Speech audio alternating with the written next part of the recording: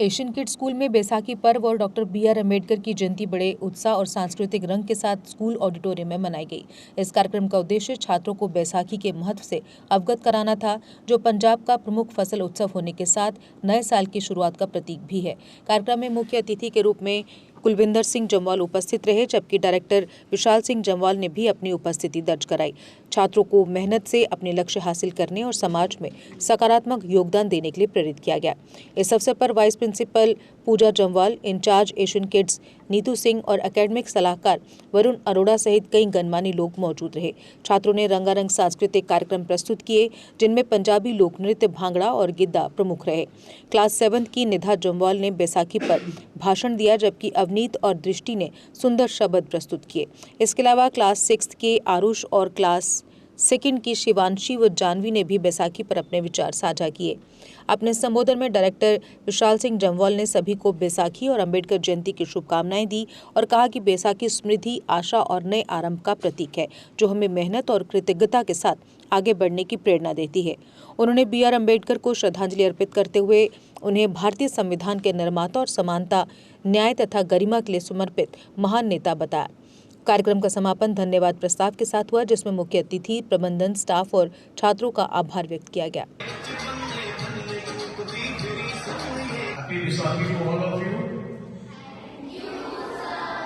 आपको पता है बैसाखी क्यों मनाई जाती है?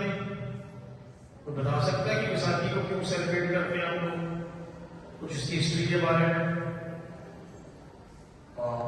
ये है, बच्चों को पता भी होगा। चलो अभी कुछ बोलने का मौका मिला तो मैं आपको थोड़ा सा इसके बारे में बता दूं। मुझे बैसाखी है ना, नॉर्थ इंडिया का 10 या फेवरेट फेस्टिवल्स में एक है। बैसाखी की हिस्ट्री बड़ी पुरानी है। Listen carefully. बैसाखी का ऐसा रहता है कि जो बैसाखी पंजाब से शुरुआत हुई थी, जो बैसाखी का दिन था, जो इसमें जो हिस्ट्री है इसकी, तो खालसा पंथ की शुरुआत है। जो हमारे सिखों के 10वें गुरु थे, गुरु गोविंद सिंह जी, उन्होंने इस दिन खालसा पंथ की शुरुआत की थी।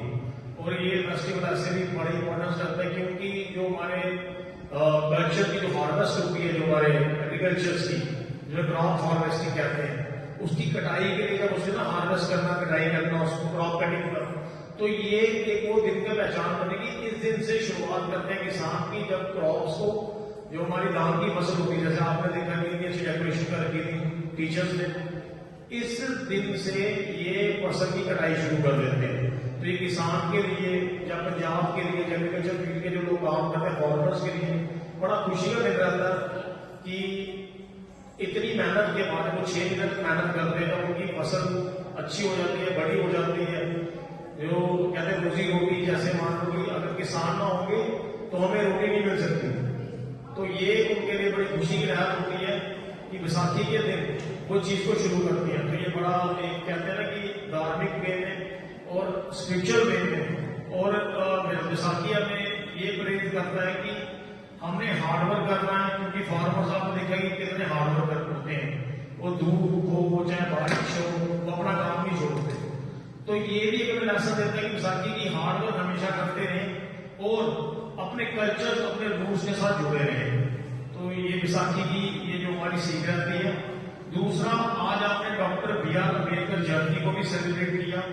Doctor B R. Ambedkar independent India के फर्स्ट लॉ मिनिस्टर थे, कॉन्स्टिट्यूशन ऑफ इंडिया के father of constitution of India के थे, वो ही लॉ मेकर थे। उन्होंने ही कॉन्स्टिट्यूशन ऑफ इंडिया के कहते हैं कि आर्किटेक्ट, जिन्होंने हमारे संविधान रचित किया है, तो वो एक रचयिता थे।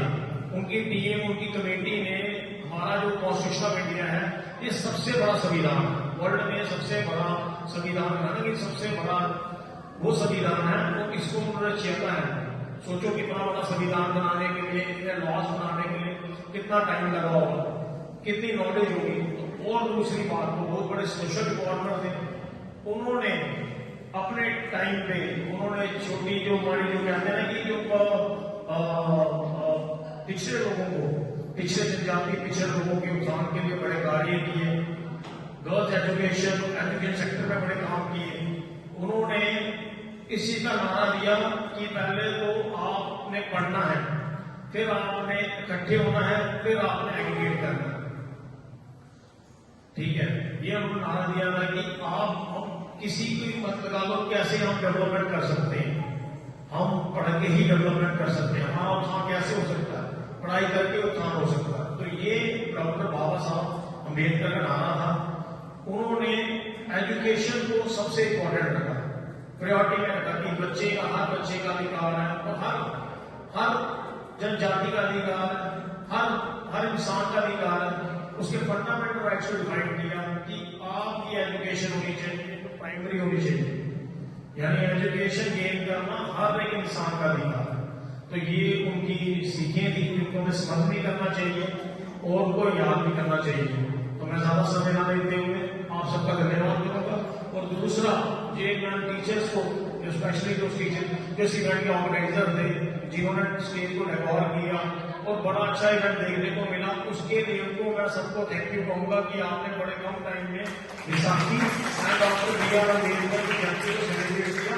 Thank you so much. आपका डेकोर बहुत अच्छा था, वेल प्लान था, बड़े अच्छे तरीके से। हाँ, और मैं